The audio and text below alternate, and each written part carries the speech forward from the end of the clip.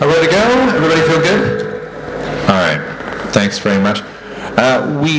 Trying to do this in order. Nigel, Dominique, Sophia, Alex, Jessica, and Ian. Yes. Can you please, in that order, give us like a 30... You've already done an intro, but do it again for the purposes of people who just joined us on the video and live. Who are you in 30 seconds? Nigel Kersten, Field CTO at Puppet, SRE Ops background, and co-author of State of DevOps report for the last 10 years. I'm Dominique, not quite as cool, but a solutions engineer at HashiCorp, do stuff with meetups, Docker London, help out with other bits and pieces, and yeah, just a regular face in the community, I suppose. Hi everyone, I'm Sonya, I'm Principal Security Engineer at Photobox, GitHub Store, and the founder of Epic Women in Cyber and Epic Women in Tech. Hello, my name is Alex Chircop. I am one of the founders and the CEO of StorageOS. And I also have a second hat. I'm the co-chair of the CNCF storage tag. And although I'm CEO now, my background actually is in infrastructure engineering, and I'm happier coding than managing, but there you go. Hello, I'm Jessica. I am a developer advocate at LaunchDarkly. We are one of the leading feature management platforms. I also do lots of work with coding black females, so you might see me talking about that a lot on the internet. Hello, my name's Miell. I work for a company called Container Solutions, and I help companies move to cloud native, which relates to a lot of what Nigel was talking about. I like that you looked at me like I was going to fill in for you. Excellent. Thank you very much, Nigel, for an amazing talk. Super informative. Lots of books. Yes, big round of applause for Nigel.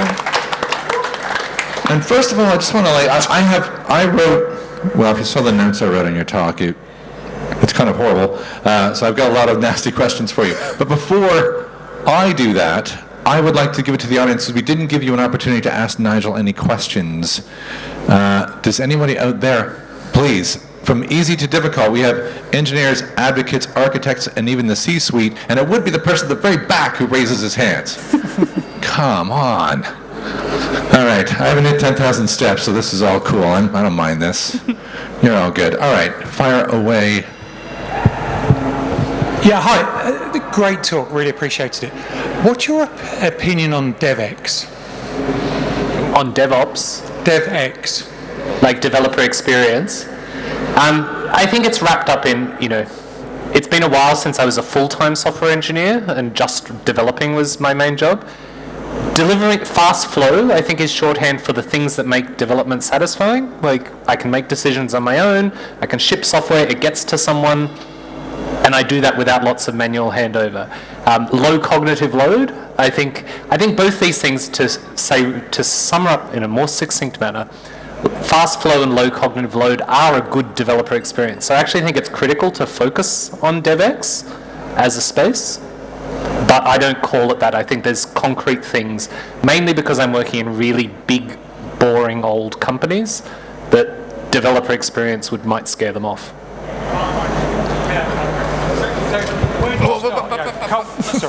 So culture is a big thing to get your hands around, yeah. And I loved what you said about it, but you need to start with something. Tools is a good place to start, or this is where DevX is. It's what are people experiencing on their day to day. Yep. And that's the bit I'm interested in. Yeah, so to get really concrete, and again, I'm stealing a bunch of the team topologies stuff here. When they're talking about cognitive load, when I made the crack about nuclear physics, that's like intrinsic cognitive load. Like, the work is hard, it's mentally, intellectually hard. Most of our jobs, when we have high cognitive load, it's extraneous cognitive load. It's, how do I find the person to ask to get the right answer? Or how do I even find the way to express the question properly? It's not difficult, it's just draining. And so I think the most concrete thing you can do for most people to start is go, where are your sources of extraneous cognitive load? Which I think has a lot of parallels with the concept of toil from SRE, of this work that doesn't provide enduring value. Am I getting to your question? We also have a panel here of excellent people. No, I think developer experience, because we talk a lot in operations around subsuming ourselves to the developer because the real goal is to ship software somewhere. So I think this is a good topic. Jess, did you have something you wanted to jump in on? You kind of did this. Well, I guess, I mean, what sort of, are you talking about the developer experience in terms of like the developers using what you're creating outwardly? Is that the sort of... Well, I guess there's tools and culture in terms of developer experience, right? So do you have because there's both, isn't there? There's the toil and the stress and the cognitive load associated with bringing on new technologies, but then there's the wondering why you're bringing on new technologies in terms of what you're doing. And I guess that's where it can get confusing. Yeah. I think I'm having trouble wrapping my head because I work at a software vendor. Developer experience in my head is all about the experience of developers using the software, and so I'm trying to flip myself around, I think. Empathy. Developer experience suffers from the same problem. Can you hear me?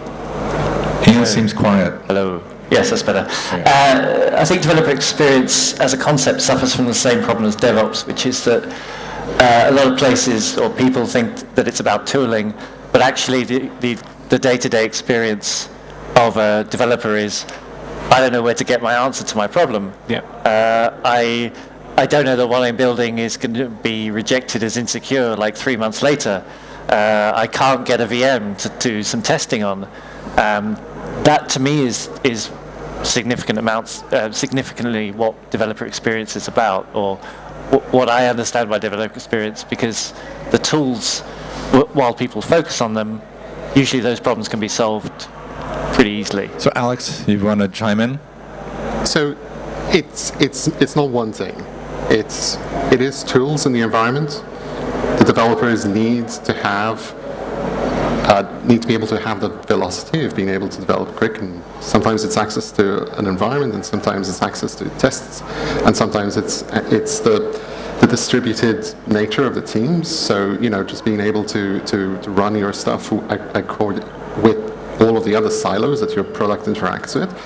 But I think another factor which is often not sort of fully talked about is in the DevOps world and in the DevSecOps world, we have this concept of sort of shifting stuff left, right? So and we often talk about security, but it's also about the infrastructure and the platforms and the storage and the networking and everything else that the developer now has such an active role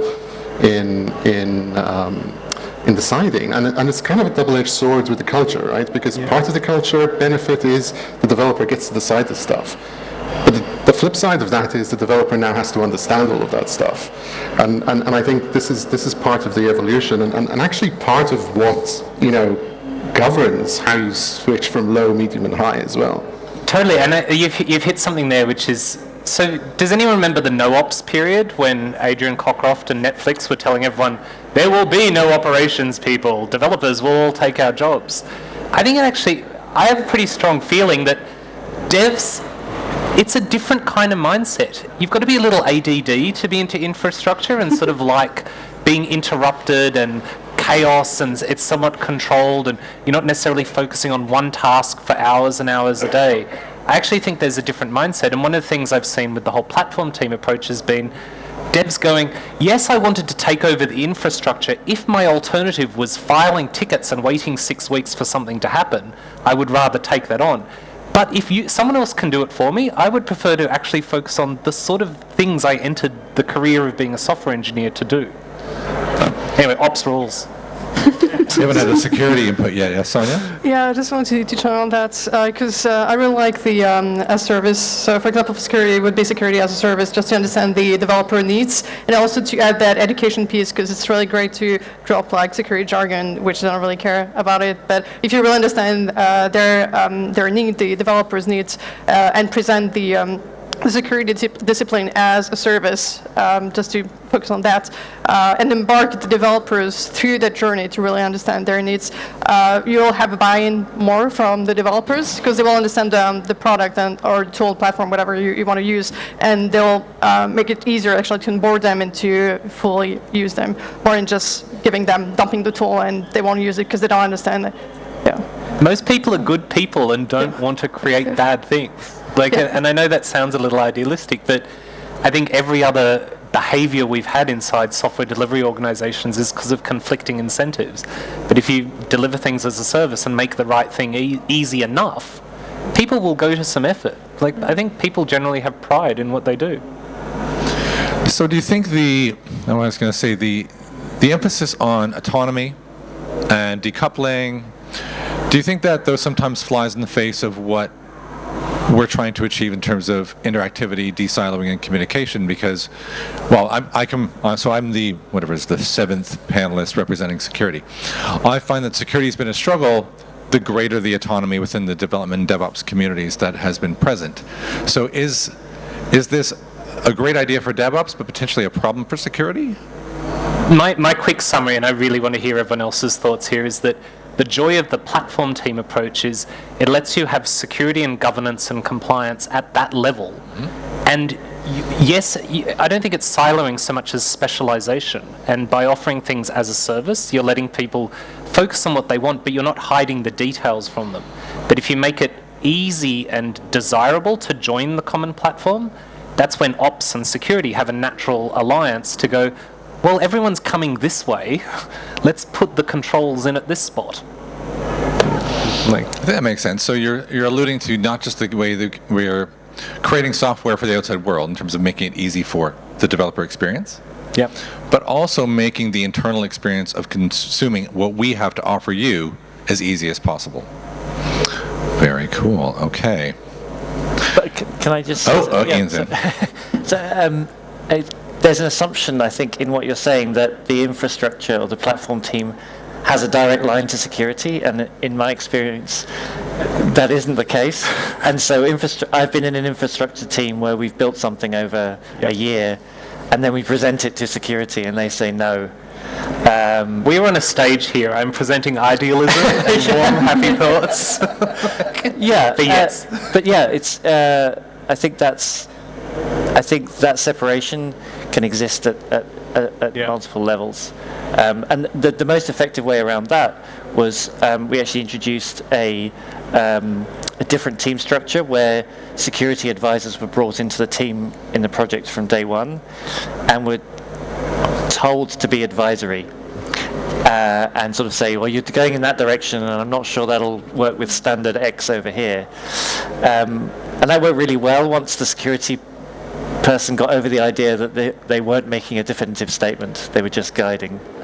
Yeah, I think that was the thing that kind of stood out the most to me out of your talk, was the take home around defining the interactions that you have, because I think that's where the fear can sometimes foster, and that's where we fall into that easy mode of being able to blame everything on culture when it's often not actually a culture problem. You know, the one thing that I would so strongly emphasize when it comes to developer experience is to make it easier for the developers and the DevOps teams to do the right thing. Right? It's you know, advisors, tools, services, all of that, right? But what we're seeing is, you know, security is kind of going through an evolution where we're moving from this sort of centralized approach to a distributed approach, and developers are writing services that interact with each other, and the security is no longer at particular choke points, right? So what's important is to make it easy for consumers to consume the APIs in a secure manner, and the authentication and all of the other, you know, the orchestration, the observability, or the metrics that allow them to make security automatic in their environments, right? That's the key here, and that kind of goes for, you know, not just for security, but for testing or any other component of that developer experience. So this is where I think policy as code is so critical. Like, yes, it's like you bake it in, and like if you're actually going to shift left, it's ops collaborating with security to go, well, what is it we're always trying to do? Let's encode that in code and actually apply software engineering principles to it. Perfect. We have another question from the audience, potentially career limiting. Here you go. Potentially. Sorry, I don't get. What's your name? Sorry. Ian. So Ian mentioned with the shift left and getting advisories from a security perspective, and we talked briefly about developers having more responsibilities, having to make more decisions, and to make it easier for people to consume, etc. But at what point? how many advisors do you want to come into that DevOps space, into that developer experience, and how does that impact the velocity of the developers creating something? I'd say all the things that could be a bottleneck. So I don't know if you've read The Goal, if people here have read The Goal, which is the book the Phoenix Project is based on. Essentially that book basically says find your bottlenecks and eliminate them, because then delivery will be faster in the system as a whole. And as someone who's worked on development teams, led development teams and worked on infrastructure teams, all the things that could stop your project going live, you want to know about them as early as possible. So if it's going to take me 3 months to provision a machine, I need to know that at the beginning. If security is going to say no to this thing, I need to have some indication of that early on. So how many people should be involved? Well, as many as can stop me later. If they can't stop me, I kind of don't care what they think. So effectively, not letting perfection get in the way of execution. I only care about execution. I only care about delivery. All right, you've piqued Sean's interest here. Hold on. Thank you, sir. So we talked a bit about defining the boundaries between teams and what teams are called, and if this is something we could do all day long, like what teams are called and what they do and where their limits should be. I guess, given decent quality technology, given a decent runtime environment, there's obviously one that I'm particularly fond of, and given things of abstractions like Argo CD, GitOps, Cloud Controller Manager, storage, abstractions, could we say that the platform team actually manage the abstractions between the thing in the middle and the infrastructure? Yes. And the SRE team manage the abstractions between the developers of the thing in the infrastructure. And if those don't exist, they kind of fall to operations/developers. And if there's a DevOps team, they're kind of a superset of that, and they manage both of those things, and may have a structure within them. But it's just a name for a team that encompasses all of that stuff, which is essentially a bunch of abstractions. We're trying to manage a bunch of abstractions that make life easier and standardized, so we can run stuff where we want, when we want, and how we want, without worrying about those other concerns, including security, that don't, they're not part of this. They're not part of writing code that works. Security is part of writing code that works, because if it's not secure, it doesn't work, right? But the security of a platform should not be a concern of a developer. It should be a concern of whoever's managing the abstraction between where the code runs, the runtime environment, and the infrastructure it's running on, and that gap can be covered by DevSecOps, DevOps, or whatever we want to call it. But that's mostly what we're now tasked with doing, rather than coming up with this platform in the middle in the first place, because people started to settle on something. Let me sort of hit the sort of identity thing around abstractions, and then the security experts can take the security side. But I think you're totally right in that, as operations, our role's always been to handle abstractions, but SaaS and cloud native has just accelerated all of this. That I actually think one of the primary skills for an operations person in 10 years' time is going to be vendor management and gluing together other people's stuff. And I don't mean that in a dismissive way. That will be where the value is, to actually glue those things together. And I do think, and again, there are security experts here, but I think you can divide the security concerns into two main groups of sort of AppSec, which goes into the IDE, and you try and shift left there, of all of the dependency management, all of those things. And then there's the sort of operational security that is ops and security collaborating to make the platform secure by default. And I'm sure there are better ways to phrase all this, but they're the two big categories I see. But real security people should talk. Any security feedback, security people? I'd really do agree of what you say with the division between AppSec and the SecOps. I don't know how we would call that. But I totally agree with the phrase better. OPSEC is completely the wrong word, and my brain is broken. Infra-security, what is, Platform security? DevSecOps. DevSecOps, Just throwing it out there. It's SecDevSecOps. So in reality. All right, I'm going to take a step back and say all of the presentation you had, the State of DevOps report, all of the insights that may have been overwhelming for some people in here, because some people could pick out their problem up on a slide and say, okay, that's my thing, or I don't have autonomy, or I don't have the right collaboration, or I don't have leadership from the top that creates culture on the way down. Through all of what we were talking about, where do we think is somebody who's moving into cloud native, wants to be DevSecOps, wants DevOps, wants everything that Team Topologies teaches?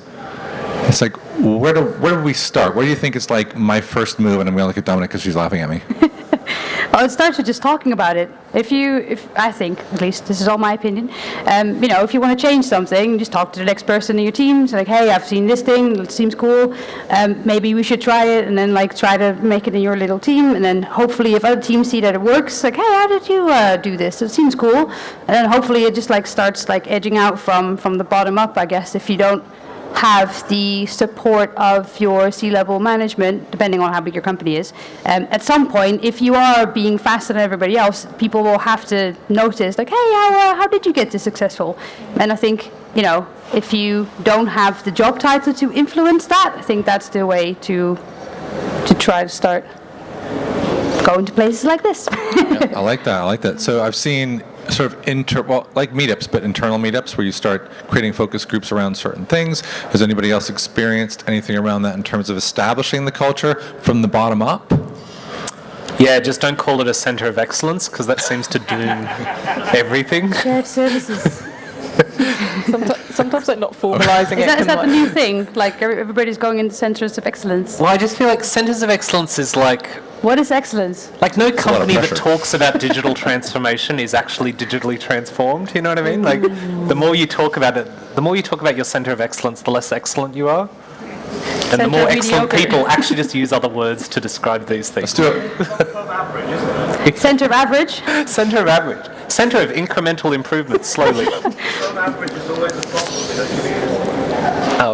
But I think Doug made a really good point there, which is like it's about openness and transparency and how are you getting things done. And if your company doesn't make it easy to have those sort of horizontal interactions across org boundaries, many things are going to be difficult. Like improving any process that crosses boundaries is going to be difficult. The one comment I was going to make too about the title thing is I meet a lot of people who are sort of demoralized as tech leads or managers trying to change their whole organization. And there's this sort of sobering conversation I've had with them where I'm like, that's not your job and you're not going to succeed. Like, you're not the C-level. You're not being paid to stress out this much. If you can't get them to change their mind or invest in this after a couple of quick conversations, like, it sounds fatalistic, but find the biggest domain you can influence and influence that. Yeah. If you're just like a team manager or tech lead or whatever, if the only influence you have is on your team, then make that the most successful you can get it. Yeah. And that sounds sort of depressing, but I think it's even more depressing to be performing this Sisyphean task of shoving org change up a hill while it's constantly threatening to crush you. What do you say to people who are the C-level who are struggling with the same problem? Well, we have a C-level. That's above my pay grade. So, how many C-levels in the room? I'm just checking. you know what? You probably are just going to have to push through stuff and, ask for forgiveness rather than permission in some cases, right? But here's one of the, I think, most... When I think about a problem, I have this sort of internal formula, which is your performance is equal to the potential less the interference, right? And lots of articles and books have been written about this, but it is really an important thing because you can focus on increasing your potential and increasing the functionality or the velocity or whatever else, or you can focus on removing the interference, which is remove the things which are actually slowing you down, and both things are equally important, and pick a few things and start moving and create that example. I often find it's easier to remove the interference rather than build the potential, because if you try to build, sorry? How would you remove that interference? Well, first off, identify it, right? Because I love the bit where you talked about culture, and I kind of often think about interference as the culture, right? But removing some of that interference is incredibly important, because if you're trying to build something, you might run out of steam and you might run out of motivation before you have the ability to change anything if you haven't removed some of the blockers first. And sometimes removing the blockers is the most important first step in my mind. Yeah. So, sorry, if you talk about blockers, are we talking about like things that you can change in code, or are we actually talking about like process blockers? It might be really fundamental, simple things like giving people a test environment that's automated, right? So that they can actually code faster and know when they're going to break stuff. Or it could be, organizational, where you start thinking beyond, say, because I kind of see the arc of DevOps moving from application management, where you have config management, capacity management, service management, all of those sorts of things, and you kind of move into platforms and services, right? And so the interference could be moving from one of those steps to another, and that could be simply a case of, well, I'm going to make one of my things into a service and expose it as an API and see who buys it. And in many ways, it's kind of like creating a startup within your organization, right? You're trying something and see whether the market is going to buy it. And this is why I think that the product mindset is so critical there. But there was something you said there that I wanted to jump on, because I think it pairs with something Dom said, which is making things visible is really, really powerful. And one of the biggest problems I see is that people aren't, like, it's the water they swim in, like water being invisible to fish, the process waste around them. And one of the things we've found most powerful for getting really remedial teams to get better is to go, this thing you don't like doing but happens all the time, let's just visually map it all out in a really simple key of, this bit's automated, this is a manual approval, this is information gathering. And quite often you don't even have to tell people to remove blockers. You put it all in front of them and they go, well, that's dumb. Like, why do we do that? We don't actually need that bit, do we, really? Yeah, when we're brought into companies, we do a value stream mapping, which is exactly that. And it's actually, we don't do any work. They do all the work. But I did want to pick up on the culture point, because it's a hobby horse of mine. I hate it when people talk about culture being the problem, because it's like, what the hell do I do with that?